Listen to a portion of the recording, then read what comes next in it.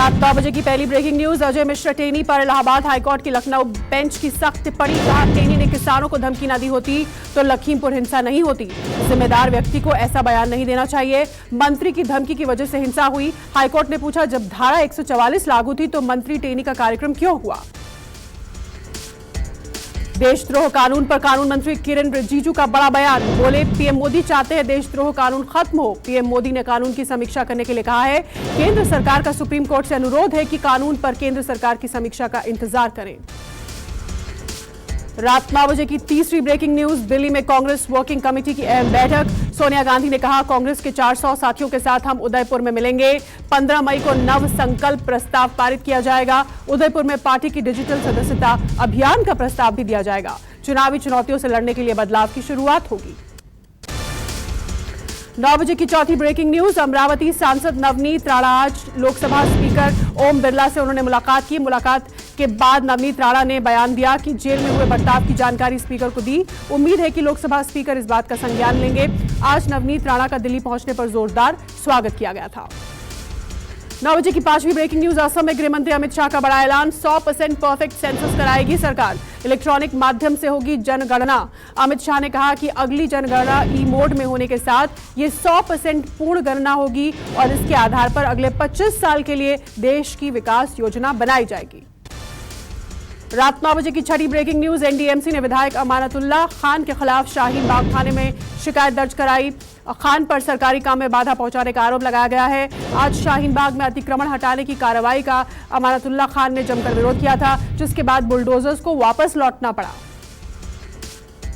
9 बजे की सातवीं ब्रेकिंग न्यूज। शाहीन बाग अतिक्रमण मामले पर सुप्रीम कोर्ट ने सीपीएम की अर्जी पर सुनवाई से इनकार कर दिया। कोर्ट ने फटकार लगाते हुए कहा, इस मामले में पीड़ितों की जगह राजनीतिक दलों ने अदालत का दरवाजा क्यों खटखटाया है। कोर्ट ने कहा कि अगर कोई पीड़ित पक्ष हमारे पास आता है तो समझ आता है, आप हाईकोर्ट जा सकते हैं। 9 बजे की आठवीं ब्रेकिंग न्यूज। हाई वोल्टेज ड्रामे के बाद शाहीन बाग से लौटा बुलडोजर ने कोई कार्रवाई नहीं की। एमसीडी ने सिर्फ एक बिल्डिंग के आगे खड़ी लोहे की रॉड को हटवाया। ये रॉड रेनोवेशन के काम के लिए लगाई गई थी। बताया जा रहा है कि लोहे की रॉड हटाने के लिए बुलडोजर का इस्तेमाल नहीं किया गया। इस वक्त की 9वीं ब्रेकिंग न्यूज। डॉलर के मुकाबले कमजोर रुपए पर राहुल गांधी ने सरकार को घेरा है। राहुल गांधी ने ट्वीट कर केंद्र सरकार पर निशाना साधा। कहा, हेडलाइन नहीं, अर्थव्यवस्था मैनेज करे सरकार। डॉलर के मुकाबले आज रुपए में रिकॉर्ड गिरावट दर्ज की गई है। रुपया आज डॉलर के मुकाबले 72 रुपये 28 पैसे पर आ गया। इस वक्त की 10वीं बड़ी खबर। ज्ञान वापी मस्जिद केस पर वाराणसी कोर्ट में सुनवाई कल तक के लिए टल गई है। अदालत कल सर्वे की नई तारीख तय करेगी। कल दोपहर 2 बजे मामले की सुनवाई होगी। कोर्ट कमिश्नर बदलने की याचिका के साथ सर्वे टीम को परिसर में सर्वे करने से रोकने के मामले में भी कल ही सुनवाई की जानी है। रात 9 बजे की 11वीं ब्रेकिंग न्यूज। यूपी के चंदौली में पीड़ित परिवार से मिलने के बाद अखिलेश यादव योगी सरकार पर जमकर बरसे। कहा, मुझे सरकार की जांच पर कोई भरोसा नहीं है। अगर हाईकोर्ट के सिटिंग जज के अंदर जांच हो तो उनके अंडर अगर जांच हो तो न्याय मिलने की उम्मीद है। साथ ही उन्होंने कहा कि थानों में दलाली का सेंसेक्स बढ़ रहा है। जाति के आधार पर थानों में फैसले हो रहे हैं। 9 बजे की 12वीं breaking news. BPSC paper leak मामले में सीएम नीतीश कुमार सख्त। बिहार पुलिस को जांच में तेजी लाने का निर्देश दिया। कहा, पेपर लीक की सूचना मिलने के बाद तुरंत एक्शन लिया गया है। बीपीएससी पीटी परीक्षा रद्द कर दी गई है। फिलहाल मामले की जांच की जा रही है। दोषी शख्स के खिलाफ कार्रवाई की जाएगी। इस वक्त की 13वीं बड़ी खबर। ईडी ने मनी लॉन्ड्रिंग के केस में आईएएस पूजा सिंघल को ईडी का समन भेजा। पूजा सिंघल से कल ईडी ने पेश होने के लिए कहा है। ईडी पूजा के पति अभिषेक झा और सीए सुमन सिंह से 2 दिन से पूछताछ कर चुकी है। सूत्रों के मुताबिक पूछताछ में ईडी को कई अहम सुराग मिले हैं, इसलिए अब ईडी सीधे पूजा सिंघल से पूछताछ करना चाहती है। इस वक्त की 14वीं ब्रेकिंग न्यूज। उत्तराखंड के चंपावत उपचुनाव के लिए सीएम पुष्कर सिंह धामी ने नामांकन दाखिल किया। 31 मई को चंपावत सीट पर उपचुनाव होना है। 3 जून को नतीजे आएंगे। कांग्रेस ने धामी के खिलाफ निर्मला गहतोड़ी को मैदान में उतारा है। 1 मई को नामांकन होगा। सीएम धामी खटीमा से अपना चुनाव हार गए थे। 9 बजे की 15वीं ब्रेकिंग न्यूज।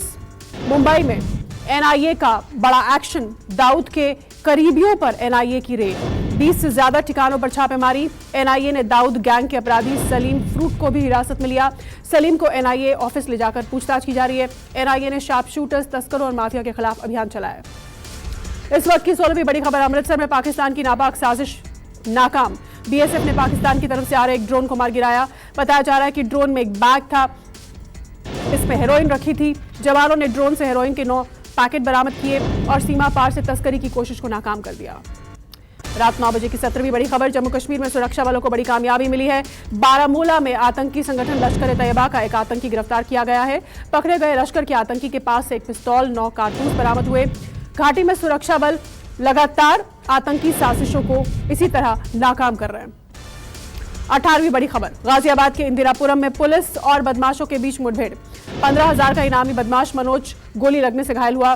पुलिस के मुताबिक मनोज 2 साल से गैंगस्टर्स की वांटेड लिस्ट में शामिल था। चेकिंग के दौरान मनोज ने पुलिस पर फायरिंग की। पुलिस ने बदमाश के पास से हथियार भी बरामद किए। और 19वीं ब्रेकिंग न्यूज रात 9 बजे की। गहरे आर्थिक संकट के बीच श्रीलंका के पीएम महिंदा राजपक्से का इस्तीफा। भारी विरोध के बाद महिंदा ने इस्तीफा दिया। इस्तीफे से पहले राजपक्से ने कहा, जनता के लिए कोई भी बलिदान देने को हम तैयार हैं। आपको बता दें कि पीएम के इस्तीफे की मांग को लेकर श्रीलंका में लंबे समय से प्रदर्शन जारी था।